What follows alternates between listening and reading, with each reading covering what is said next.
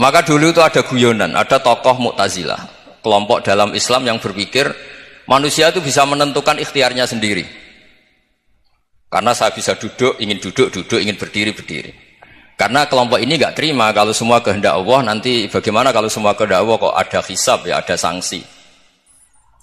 Lucunya itu dia akhirnya, ini cerita, mencintai seorang perempuan cantik sekali, dan itu dia menjadi ahli sunnah itu oleh hal-hal yang sepele.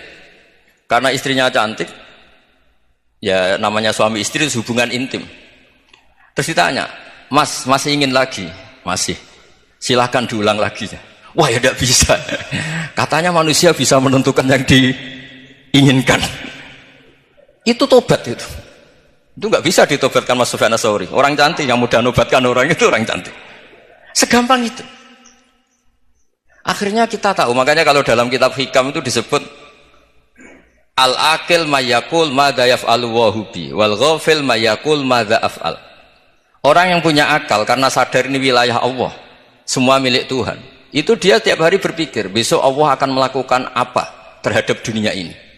Kamu merencanakan suatu mau plesir ternyata gempa, mau wisata ke Rusia ternyata perang. Kamu tidak pernah tahu apa yang akan terjadi besok. Wa ma tadri nafsum madza taksibu ghadan. Tapi anda semua kita ini sering punya jadwal permanen. Makanya saya kalau diundang siapa saja, sana takdir. Yang jelas Gus ini acara penting. Ya masih acara penting nak pangeran ngersakno piye? Kok ape dadi pangeran? Kamu kok mau jadi Tuhan? Itu kadang ya kiai gitu. Penting Gus acara ini jenengan harus memastikan bisa. Loh kamu itu yang ngajarin tauhid, sesuatu itu biadillah kok bilang-bilang apa pasti. Kalau maksa terus tak tobatkan loh kamu kata saya itu. Ya kalau gitu Gus bilang insya Allah. Wah itu hati saya, fisik saya, roh saya sudah bilang insya Allah. Tidak usah kamu latih kata saya. Nah hal-hal tauhid keseharian itu gampang sebetulnya. Wal ghafil yaqulu madza af'al. Tapi orang yang lupa Allah dia setiap hari bilang besok apa? Kita bisa melakukan apa? Seakan-akan dia itu aktor, dia penting, dia subjek permanen dia. Padahal kita ini hanya objek kehendak Allah Subhanahu wa taala. Karena kita yakin sesuatu yang terjadi di alam raya ini kita tidak bisa apa-apa. Makanya saya sering ngaji, sering bilang saya, ketika Anda mensifati Allah, dia yang menghidupkan. Sudah itu tanamkan, sehingga ketika kita mati, santai saja. Kenapa santai? Allah punya cara menghidupkan kita. Zaman kita hidup juga gak tahu caranya ngelola jantung, ngelola paru-paru. Kamu juga gak tahu ngelola oksigen yang tidak beracun, tidak ngandung polusi. Tahu-tahu hidup. Gak ingin tua ya tahu-tahu tua, gak ingin mati tahu-tahu mati. Selama ini kita hidup juga gak tahu apa sebetulnya. Hanya gaya tok, punya jadwal, punya planning. Kalau kamu bisa menentukan pilihan Anda, pasti Anda istrinya cantik, 4 neriman semua, qanaah semua. Nyatanya enggak kan? Ada 1 jelek, cerewet. Wah itu kan, nyatanya enggak bisa apa-apa Anda kan? Dan kamu bawa mati lagi.